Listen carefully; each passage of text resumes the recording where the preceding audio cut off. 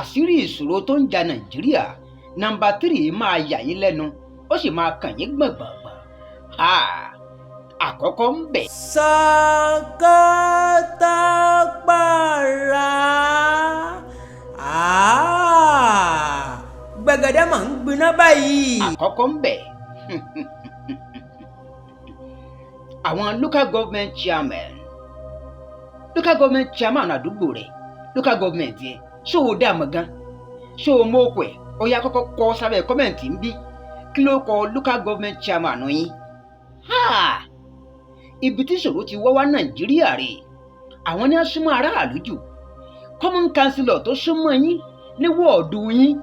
kí ló kọ ẹ̀ ó mọ̀ láyé ìgbà kan dẹ̀ rèé kò sí ká mọ̀ mọ́ kódà nínú ìdánwò tá a bá ń ṣe ní ilé ìwé ńgbà náà nílé ẹ̀kọ́ wa ọmọ ń béèrè pé kí ni orúkọ alága ìjọba ìbílẹ̀ wa ní ìsìn ọmọ mélòó ló lè dákọ alága ìjọba ìbílẹ̀ wọn kò sí ẹ̀ lójútu gan ẹlòmíì gan ọmọ local government tó wà mẹ́kọ̀ọ́ mọ́ kọ local government ẹ̀ mọ́. Nàìjíríà níbo là ń lọ níbo là ń rè local government autonomy tí a ní ààrẹ Bọ́lá Ahmed Tinubu tó sọjọ́ ìbí láìpẹ́ yìí tí wọ́n ló buwọ́lù ń gbà náà níbo ló dúró dé ṣé a ti ń gbowó oṣù ṣé a ti ń dágbà owó oṣù fúnra wọn wọ́n ní CBN wọ́n ní sọ pé wọn ò meet up pẹ̀lú kíátírà kankan àjọmọ̀ local government chairman wa òun ló súnmọ́ wa jù bíi iṣan ọrùn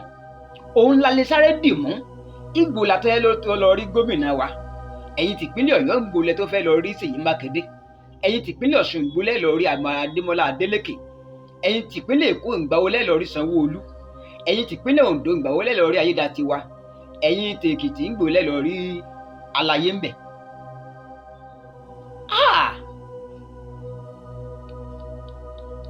tó ọ̀rọ̀ wá rèé kí ni ìpele kejì tó fà á tí Nàìjíríà fi rí báyìí ẹ̀já jọ wò ohun tá à ń kó wọlé ti pọ̀ ju ohun tá à ń kó jáde lọ exportation wa ò tó nǹkan importation wa ló pọ̀ jù country tí wọ́n bá dẹ̀ ti ń kó nǹkan wọlé jù tí wọn ò mọ kó nǹkan jáde táwọn ò mọ ta nǹkan sókè rè bí ṣe máa ń ríre nígbà kan a rò pé àwọn èèyàn fi ń ṣeré ni pé awẹ́wò alásán ni ọ̀rọ̀ àsọdùn ọ̀rọ̀ àsọgbọ́nú pé wọ́n sọ pé common toothpicks pé àrùn import ẹni àṣé ó jù bẹ́ẹ̀ lọ àyìn import ẹni o mo ti gba research kódà mo order fún kan kí n lè mọ̀ pé bóyá sí lóòótọ́ ìṣáná ẹlẹ́ta tó gbajúgbajà nílẹ̀ Ìbàdàn ó ń dà kò sí mọ́ àwọn iléeṣẹ́ yìí mo wá ṣèwádìí kí ló ń lé wọn kúrò Nàìjíríà ìpele kẹta nìyẹn o táàsì owó orí ẹ wá wo ìpele owó orí yìí ọ̀nà méjì ló ń gbà kó bá Nàìjíríà ẹni ìsáwò owó orí tí àwọn iléeṣẹ́ yẹn tí wọ́n ń san yẹn ó wọ̀ wọ́n lọ́rùn ju ọrọ̀ ajé Nàìjíríà lọ nígbà tí nǹkan tá à ń pèsè lábẹ́lé tàbí àbá máa consume ẹ̀ tá à máa patronize wọn àwọn nǹkan tá à import tá a wá rí bíi góòdì ìgbà yẹn gangan lọ́rùn wá wo àwọn iléeṣẹ́ yẹn ló wá di pé wọ́n ń dẹnu kọlẹ̀ ọjọ́ ti lọ. táàsì tá a tún wá ń sọ yìí ní apá bí ni pé ǹjẹ́ wọ́n gan san táàsì rí olóyìí táwọn kan san kí ni a fi ṣe ìwọ náà ṣe ìṣẹ́wò náà kò sí orílẹ̀-èdè kan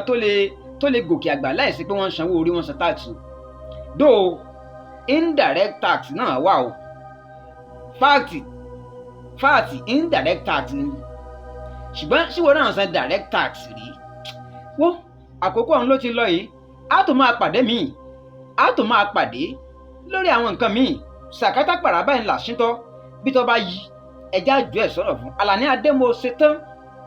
láti jẹ́ kẹ́ ẹ mọ tí ń lọ Nàìjíríà mo ń bọ̀ mi ò tí ì dé tí n bá dé ìlú ó mì tìtì ààrẹ Ọlásùnkànmí ló kọ tèmi o amúlùdùn àtọ̀pẹ̀pẹ̀ àgbáyé ọba ńlá akéwìrì see you next time ire o.